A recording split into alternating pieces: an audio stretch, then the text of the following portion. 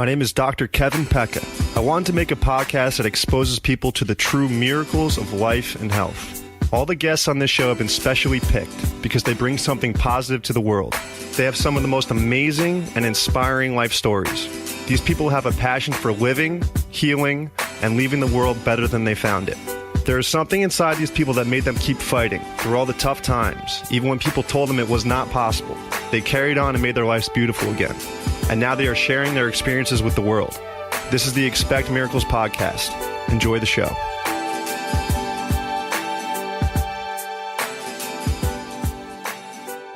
Today on the Expect Miracles podcast, we have Dr. Ann Barter. Dr. Barter is a chiropractor and functional medicine practitioner out of the greater Denver, Colorado area. Dr. Ann has an inspiring life story, and chiropractic actually saved her life when she was in her early 20s.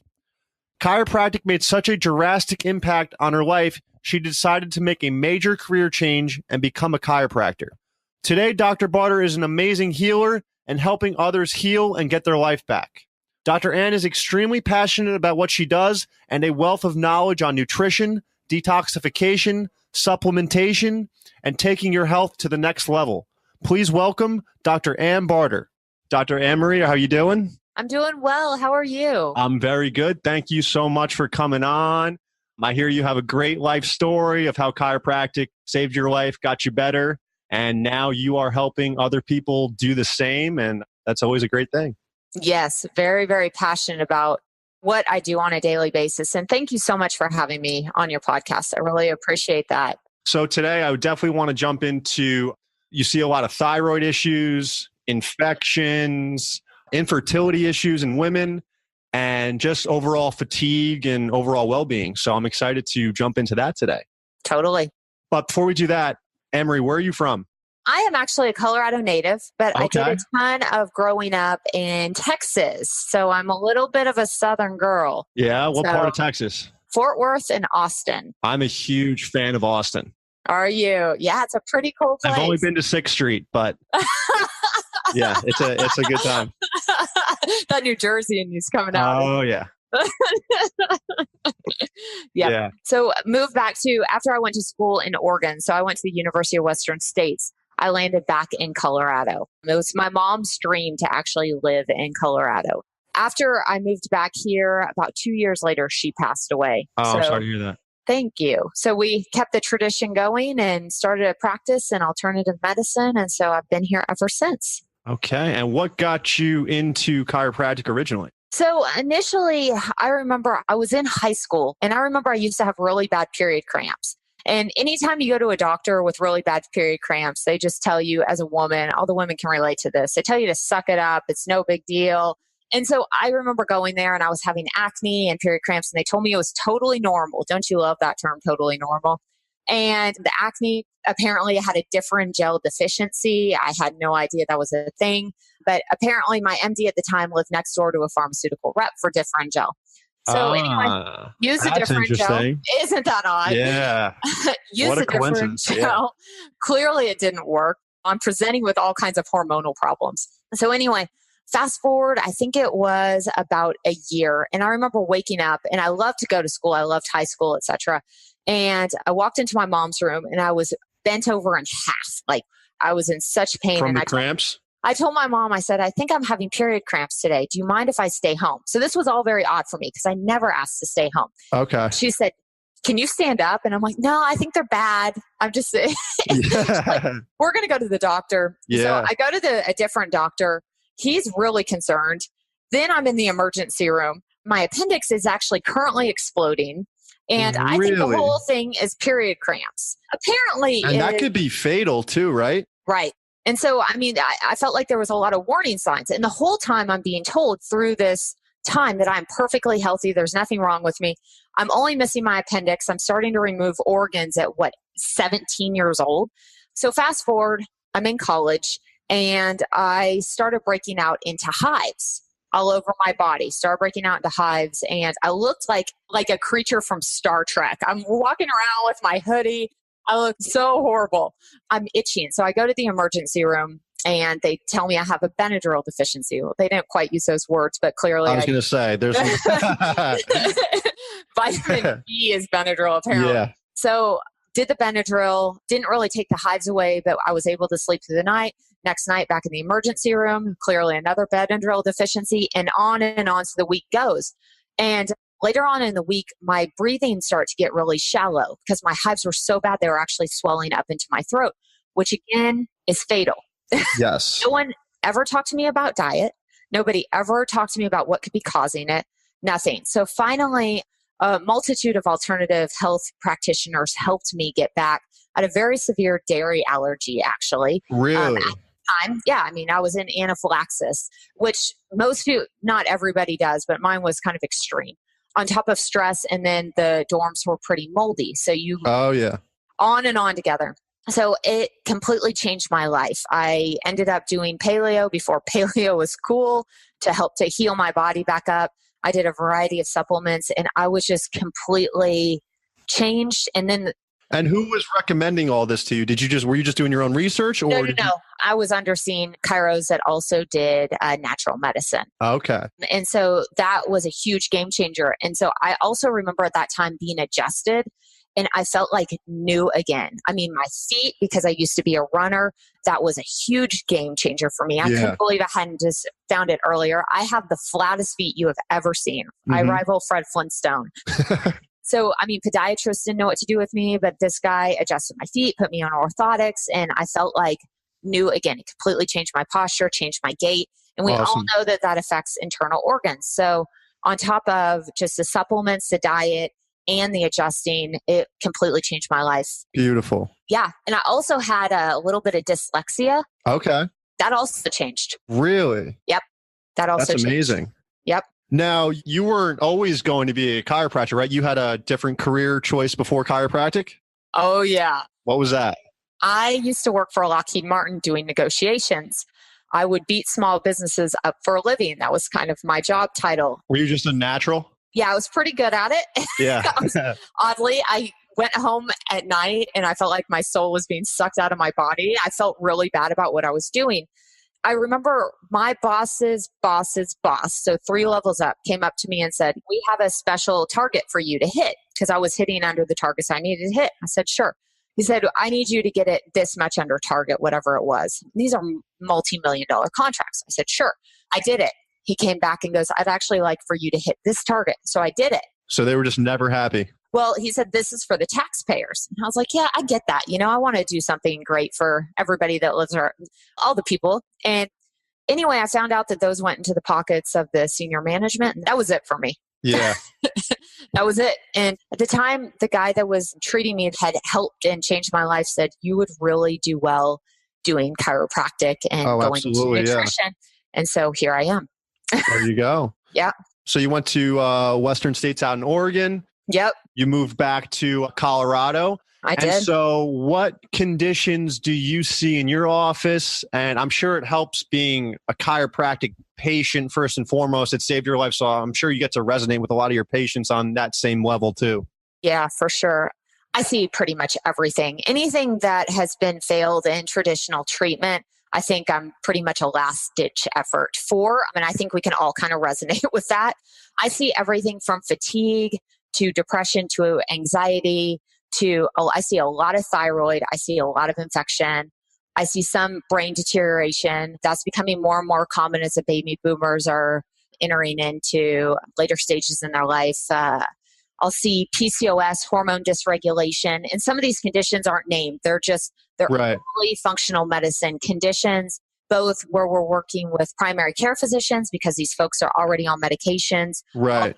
People that are completely opposed. Yeah. Let's talk about thyroid issues real quick, because I feel like most of the women that come in my practice, they have that circled on their sheet and they just don't know what to do about it. They're on a ton of medication for it and it's just not working. So how do you address thyroid issues in your practice? Well, it depends on what's going on. So when they present, I mean, the thyroid is complex. You have multiple things going on. So for example, just not to get into all the biochemistry, you have to potentially address the brain. You have to potentially address the TSH or the thyroid gland, which is what we all have heard about, levels thyroxine, Synthroid, Armor, whatever people are doing. And then now the big hot thing is the conversion. But the thyroid is really the last thing to go off. A lot of other body systems are having problems. One thing that I see, it tends to be women. They tend to be very hard drivers, is very, very common. They tend to be your A-type personalities, do something for everybody else, put themselves last. Tends to be the common personality trait. And they all have had an infection early on, primarily mono, which has turned into Epstein-Barr. The Epstein-Barr virus, yeah. So it depends on what their thyroid markers look like. So for example, most of the time people look at the TSH and they look at the TSH and they say, your thyroid gland is normal, or you're hypothyroid or hypo. Well, that's only like a very small part of the picture. Do you have autoimmune hypothyroid? Do you have a conversion problem? Are you producing enough at a brain level? So you have to run a multitude of thyroid tests to see what the pattern is. So for example, let's say you have a conversion problem, for example, your T3 isn't converting. You don't convert T4 to the active form T3. A lot of that happens in the liver. So in those cases, you generally will see a backed up liver or other problems where it's not converting. It also happens in the gut and peripheral tissues, but primarily in the liver. So it's really variable, but once you kind of figure out what's going on, you can treat that. So it tends to be in a multitude of steps. So for example, you'll look at their labs and let's say they have something going on with their liver in the labs, something going on with their immune system, which is very common in most of the cases because most of the cases actually are autoimmune. And that's why at that point the thyroid medication isn't helping, because the thyroid medication treats the TSH or the thyroid. The autoimmunity is an immune system issue. So you're only treating part of the problem. Right. And so you have to regulate the immune system. In my practice, I mean, there's a multitude of ways to do it. We go after the infection a lot of times to re-regulate and calm down the inflammation and also figure out what else is maybe spinning it up. Is it something they're eating? Do they hate their life? Do they hate their marriage? Do they hate their job? What is it that's spinning it up? And then you... Absolutely. That can cause inflammation alone, stress and everything like that. Right. Which is a huge thing that's really not talked about, but you have to manage the stress in that patient's life. Mm-hmm. And we generally do that with neurotransmitters. So we'll give neurotransmitter therapy to address the brain so that people will want to maybe say change their diet or be able to do an elimination diet or mitigate the stress so that they can make a decision, because most of these people can't make a decision. Yeah. Is that like a neurotransmitter supplement? I do supplements. Okay. Yeah, I'm not able to treat it with food. I feel like by the time they get to me, they're too far gone. Uh-huh. So I will figure out where the neurotransmitter deficiency is. I use a simple questionnaire and then I will boost it up. I think it's easier with trial or error, but you can also run lab work to figure out where your neurotransmitter is deficient in challenging cases. Okay. And so how do you treat like serious infections? Before I got to chiropractic school, I was always under the impression that you need an antibiotic to get rid of an infection or else it's not going away, which is clearly not the case. I know there's a wide variety of viruses and infections. How do you go about treating infections? Well, it depends on what you're dealing with, and it depends on it. Some of this is a lot of trial and error. So, for example, a lot of times I will go after biofilms because they tend to be deep-seated, like they tend to hang out for a long time. Or else, for example, let's go back to your example of antibiotics. Have you ever heard of antibiotic-resistant bacteria or strains? Right. So this is kind of on the same premise as that. So you take an antibiotic and it doesn't work. And then you have to take another antibiotic and another and another. So what is generally happening there is there are biofilms, because these critters are amazing and they're smart and they can actually wall themselves off and they can adapt and they can replicate and they can communicate. So that's why you have to have that repetitive like dosing of the antibiotic. The same thing goes with viruses. So I will do something to destroy the biofilm. So an enzyme to eat away at the biofilm. And then I will do a variety of things depending on what the patient is responding to. So maybe it is killing the virus off. Maybe it is just boosting their immune system by doing high dose vitamin C for a long period of time. The research shows that doing 10 rounds of high dose vitamin C, the full vitamin C, not ascorbic acid, which everybody takes, will actually get rid of an Epstein-Barr infection. Really? It can. It's possible. I have not seen it be 100% in my practice. Sometimes you have to vary it a little bit, but yeah, you can. It's possible. Do you guys have the IV vitamin drips in your practice? We don't. I use liposomal, which I think is equally as effective. And so I just want to say on vitamin C, because there's so much misconception about vitamin C. Most vitamin C supplements are ascorbic acid. That is like saying you're eating an orange when you are 9 on an orange peel. Not doing it. Eating the entire thing. So I just want to make that clear. So if somebody goes out and they want to kill this and they're like, she doesn't know what she's talking about. But yeah, we use liposomal. Emery, how long do you have to see, like, to stay the course to see if it's actually working?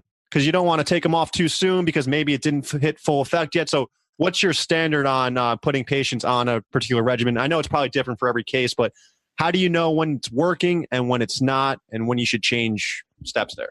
So I'll run the Epstein virus blood test. So I'll run blood testing just to get a baseline of where they are, rerun it.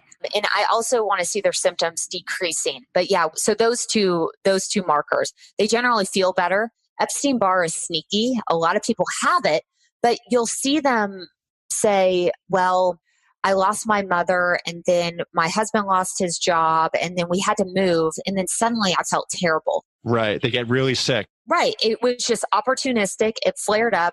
It's in a lot of people's systems, but then it becomes an opportunistic infection because your immune system has gone down.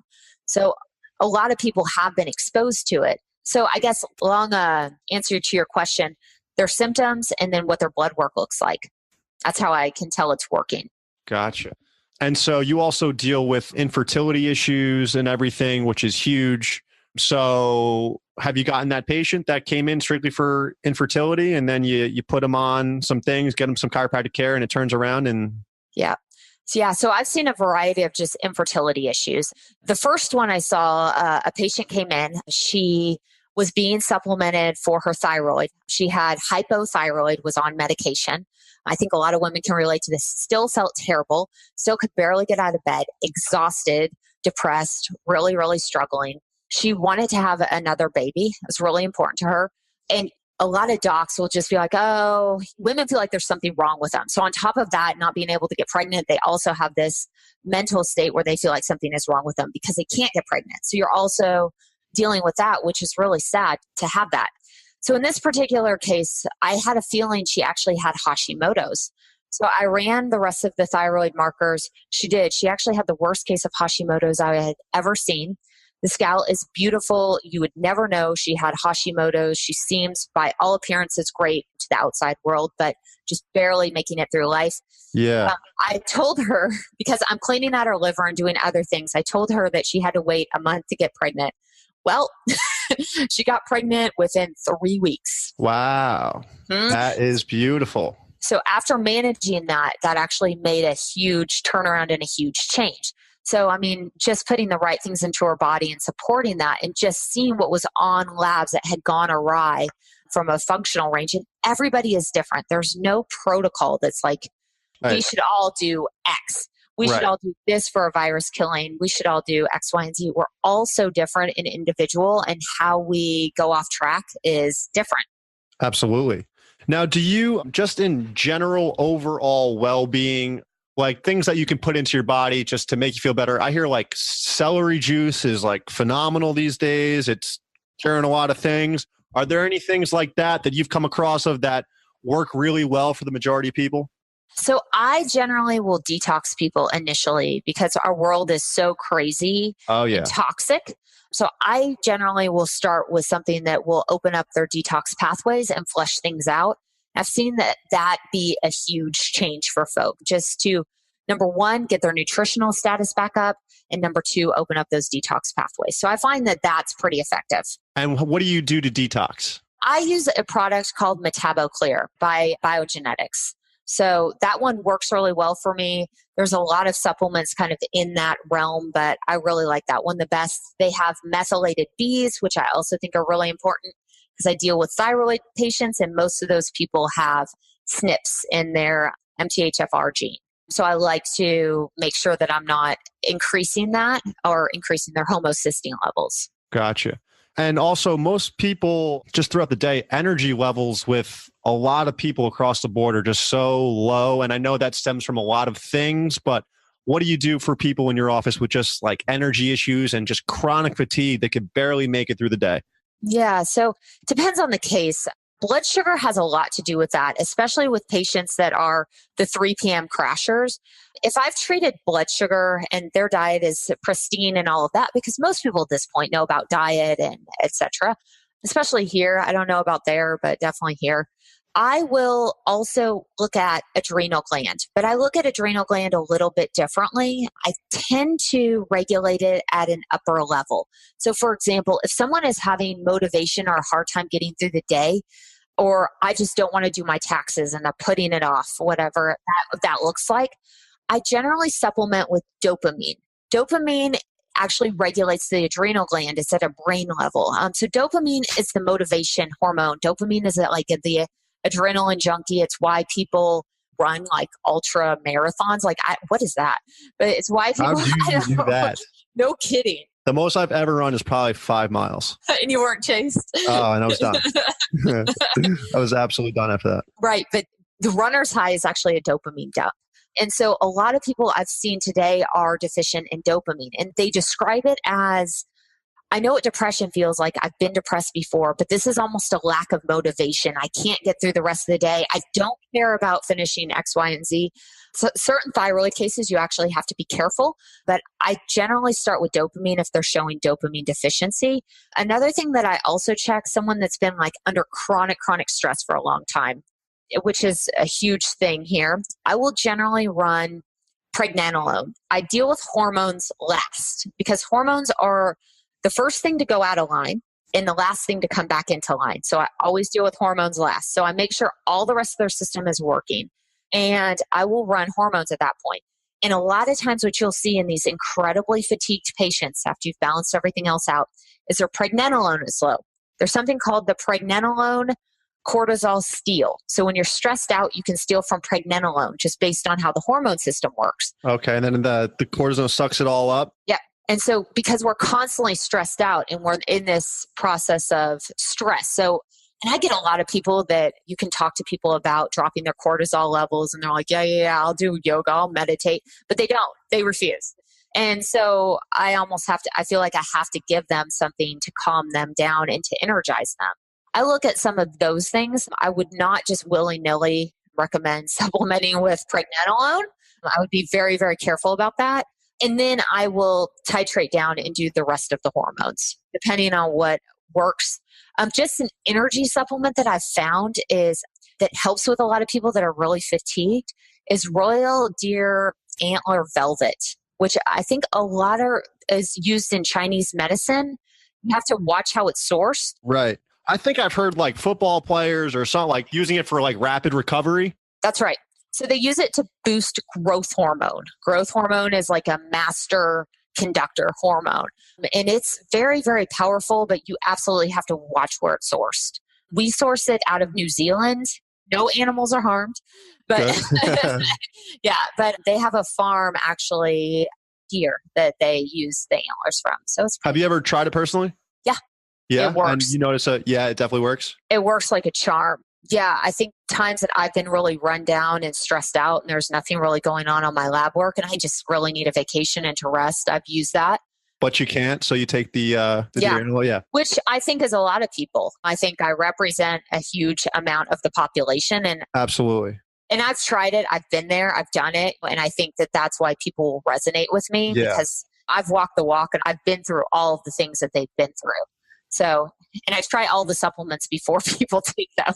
Yeah. And what I see a lot of the times is with anxiety and depression and all of that, sometimes it's structural and physiological and you correct it and people feel great. Other times people just hate what they're doing the majority of their life. Like they just don't like their job and like they don't like everything that's going on in their life. You can't really adjust that away because they go right back into that negative feedback loop.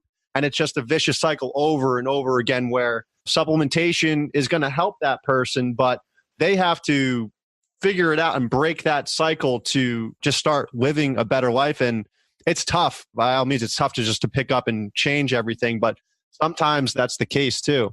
Right. I mean, I think stress is a huge component. Actually, I was in Belize. This was interesting about 4 years ago. And we were down on the islands, basically. And I asked the guy that was kind of driving us around, I I said, where's the nearest hospital? And he goes, oh, 2 hours away. And I said, well, what do you do if something happens? And he's like, what? I don't know. What could go wrong? Maybe, you're by the ocean. Maybe a shark bite. You have tiger sharks. I don't know. Yeah. Oh, they go to the hospital. It's 2 hours away. We hope they make it. And he just immediately said, we are not like you Americans. And okay. I said, what Coming does that right mean? at you. Yeah, right. I said, what does that mean? He said, well, we're not stressed. All your diseases come from stress. Wow. We don't have the same problems that you have. And he was just very matter of fact about it. And when I would start thinking about it, I'm like, you know what? He's not too far off there. He's not that far off. So I think that that's a big piece of it. So I manage a ton of stress in practice, a ton. So do you have to do that psychological component as well? Yeah. So when I originally got into, for example, neurotransmitter therapy and changing the neurotransmitters because I realized everybody was depleted, I'll tell you a story out of my own life. My commute increased like 10 minutes. So I ended up to be in the car for an hour. And I'm sure you're like, yeah, that's what we do up there in your area. But my commute increased to an hour. So 2 hours, I was on the road 2 hours a day. And I found myself stopping at Whole Foods and getting a cookie. And I know better. I don't do that. I know what sugar does, etc. I preach it all day.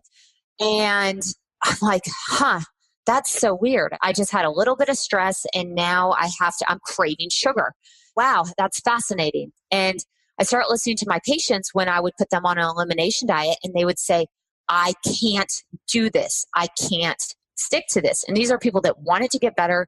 They wanted to do better. And so I started supplementing with neurotransmitter therapy. And our neurotransmitters are serotonin, which you think of with an antidepressant, or dopamine, which we talked about with running and excitement. And then there's GABA, which is our calming one. So when you're deficient in that, you're a whole lot like Tigger. When you're deficient in dopamine, you're a whole lot like Eeyore, if that kind of sums it up. And ACH is about memory and focus and remembering numbers and remembering why you walked into a room. So I started realizing that these people were trying to feel better throughout the day, and that's why they craved certain foods. So I started supplementing with the neurotransmitters to help them deal with these anxieties, to help them deal with like being able to get through the day. And that actually helped people stick to an elimination diet. Flipped it around a little bit where they were able to stick to the protocol? Right. And so I think just being that in my own life, like feeling, because the sugar is going to naturally increase those neurotransmitters short term, and then you crash again. It's like a temporary high. So that was my experience with finding that, because I had never really struggled in my own life to eat a completely clean diet until that time where I found myself really craving sugar, almost addicted to it. And so I had a lot more empathy at that point in my practice and realizing what some of these people were going through.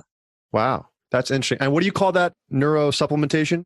I do a couple. So I use NeuroAmino from Apex. That has all the neurotransmitters in it.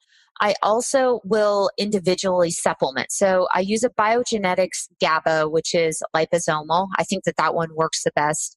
And then I use Apex neurotransmitter. So they have a supplement called Dopatone.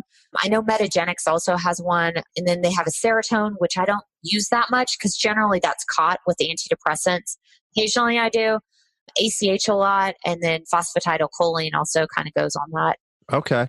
Now, a lot of people are going to be listening to this and they might hear some supplement name. They're like, oh man, they might just go out and grab the whole thing. We don't want them to do that. So what is the best way to find out what you're deficient in, what you need, and how to self-correct that? We do have a form on our website that you can fill out. It goes through some of the neurotransmitters. So each section has serotonin, dopamine, and we'll be putting a quiz on for each individual neurotransmitter to help you and to tell you what you're deficient in.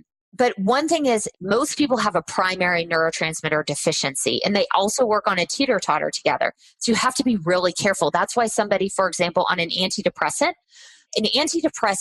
increases serotonin most of the time. Right? So that brings that up. And then dopamine goes down. So they're on a teeter-totter together. So a lot of times you'll see somebody say, well, I feel kind of happy. I'm like glad to be here, but I don't feel motivated. I don't want to get off my couch. So you'll see those sort of changes, even if they're being supplemented for something like serotonin. So you have to clean up all the neurotransmitters potentially. And a lot of times a big thing is a lot of people aren't sleeping. And if you get them sleeping, they will actually start to make neurotransmitters. So I have a question for you. I was on antidepressants for like my concussions. Like I just had unexplained anxiety, depression. Like I just couldn't snap out of it. So these neurologists were like, take these antidepressants. They'll help boost your mood. I took them one time. They started working for a while. I didn't want to take them more, so I stopped. And then I got depressed again. And so I started taking them again. And the second time I took them, I got way more depressed, like for no reason, just like way worse. Do you know what's going on there where like one of the side effects is like more severe depression while taking those antidepressants? I don't know. It would depend on what you were on, but generally another neurotransmitter is low, and it feels like because they all cross over. So for example, you'll feel like it's a serotonin deficiency, but for example, a dopamine deficiency means feeling worthless, hopeless, not feeling motivated, having to drink coffee to get going in the morning, all of those things. My guess is you're deficient on another meridian, deficient probably on dopamine or maybe GABA is what I would guess. But clearly it wasn't addressing the main problem. Another thing that can lead to depression, obviously thyroid is one, but blood sugar is another one where you see people get more depressed. Again, all of the neurotransmitters, or a lot of them, are made in your gut. So it could also depend on when someone's depressed, they tend to eat what they want because they're just trying to shove something down. So, all of those things could be factors. Absolutely. And your gut microbiome is what is it like? They say like 90% of our immune system's like in our gut. So that's also huge. What do you do for like gastrointestinal issues and all that stuff? It depends on what someone's presenting with. Each case is a little bit different. So for example, when we're getting into like the IBS cases or the Crohn's or the ulcerative colitis or the inflammatory bowel cases, first thing I always do is I do an elimination diet. So I basically do the Whole30 autoimmune is simply put with a little bit of tweaks. And I have somebody do that for 4 weeks and see how they do, as well as evaluating their labs. And I will fix whatever problems are there on the labs. And then we slowly start incorporating food back in. And a lot of people are much better at that point. I also sometimes have to do cleaning up of the gut because there's probably pathogenic bacteria. We've all heard of candida overgrowth or parasites or whatever. So you have to evaluate to figure out maybe what's going on. Some of that you can easily see from basic labs. You can actually see that from what's called a CBC. And a CBC is simply like your primary care runs it. You look at white blood cells, red blood cells, all those things that you're like, what do these terms mean? That's actually a basic CBC. That test is $10, and you can actually get a soft reading what your immune system looks like in that test. So I will generally treat the inflammation if I need to. You'll treat anemia and anything else. And a lot of times the gut will come back online after you put in what you need to in the body. But it depends. So recently I had a case with a fissure. They've had to drain it multiple times. All I did for this case, is so easy, was an elimination diet. I told her in these particular cases, there generally tends to be an infection. And she was on rounds and rounds of antibiotics because the doctors were trying to drain this and get to the bottom of it. I'm like, well, clearly you have a biofilm around something. That's why these haven't worked. Her liver was backed up because Denver is a big drinking city. And I just basically detoxed her out. And I saw her for her follow-up visit, and she was 90% better with that. So that's a straight gastrointestinal. That's all she had going on. She was just really worried about that. But bigger cases that I've seen where there's fissures, fistulas, hemorrhoids, like everything going on, it takes a while to get those cases better. And I've had to run specific labs for the gut microbiome, including like biome to balance the gut bacteria, etc. So it really depends on how involved the case is, how old the patient is, etc. So gotcha. It's different, my party line. Yeah. Do you have a specific case for me or?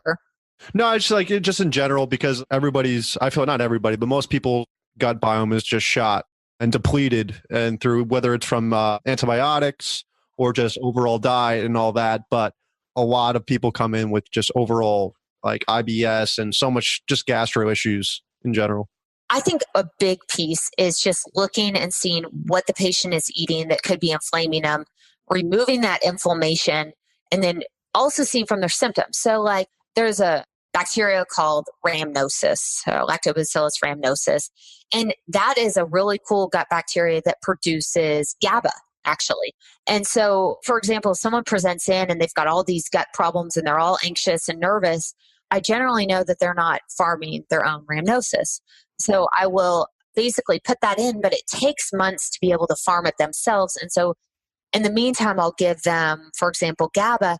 And a lot of those people have anxiety. So IBS, a big piece is anxiety. And a lot of people with IBS, this is not talked about, have been abused physically, emotionally. So there is some sort of mental piece to that generally hasn't been addressed. There's an anxiety. I feel like a lot of functional med docs have definitely gone through and said leaky gut, the microbiome and all of that. That's all very important. But the psychological component of IBS and the stress around that, I think is presenting a little bit in the gut and also needs to be addressed. That's very interesting.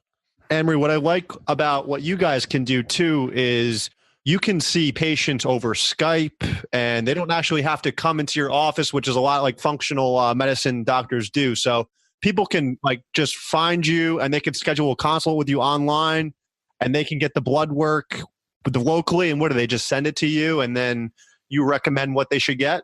Yeah, we do that. We can run all the labs ourselves, or we also try to be respectful with people's primary cares. So I always send a letter out to someone's primary care, kind of telling them what's going on with the case, what I'd like to see. And I tend to get a lot of primary cares on board to be involved because I feel like our profession between alternative health practitioners and MDs has been so divided. And I'd like to kind of get back on the same page because we all have different... It's getting better. I feel like it's getting better. Definitely. We all have different roles that we're working on.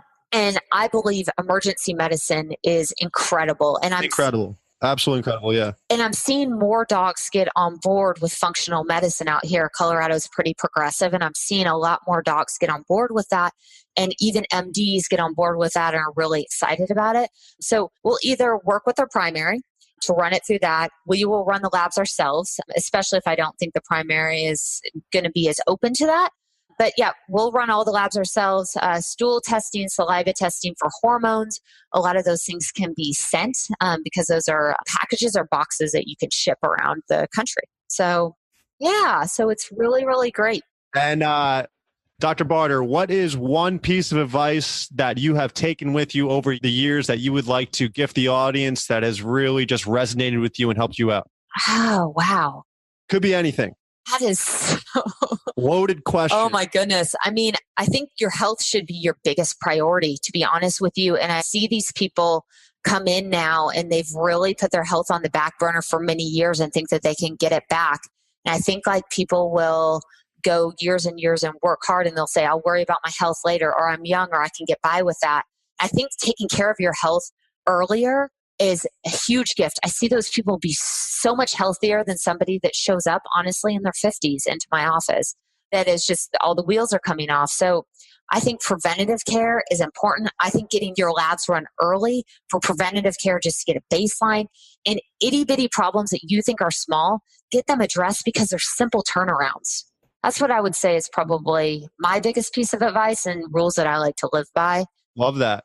And Emery, where can people find you? What's your website and social media and everything? Okay, so our website is short for Alternative Family Medicine. So www.alt.fam.med.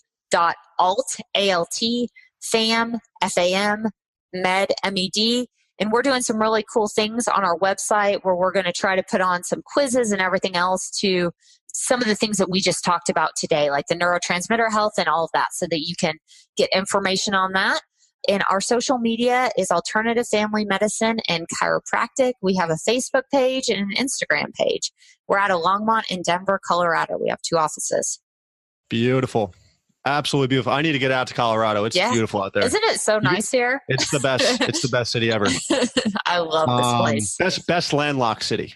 Give you guys that. I know. You went to California. I know. Yes. Cali's good. Okay. Dr. Barter, thank you so much for coming on. Really enjoyed this episode. Thank you so much. Thank you so much for having me. I really appreciate it. Absolutely. Have a great one. Thank you, everyone, for listening. If you enjoy the podcast, subscribe, give us 5 stars, and leave a review. It really helps boost the podcast and spread the good word. My chiropractic practice is located in West Orange, New Jersey at Montclair Upper Cervical Chiropractic. You can also find us on Facebook at Montclair Upper Cervical Chiropractic. All of my information is on my website at drkevinpecca.com, drkevinpecca.com. You can subscribe to my YouTube channel at Dr. Kevin Pecca for podcast episodes, patient testimonials, and educational videos. I have daily affirmations and inspirational quotes on Instagram at Easel Affirmations, EASEL Affirmations. And if you have any questions, feel free to email me at drkevinpecca@gmail.com, drkevinpecca@gmail.com. Thank you, everyone, and have a great day. Cheers.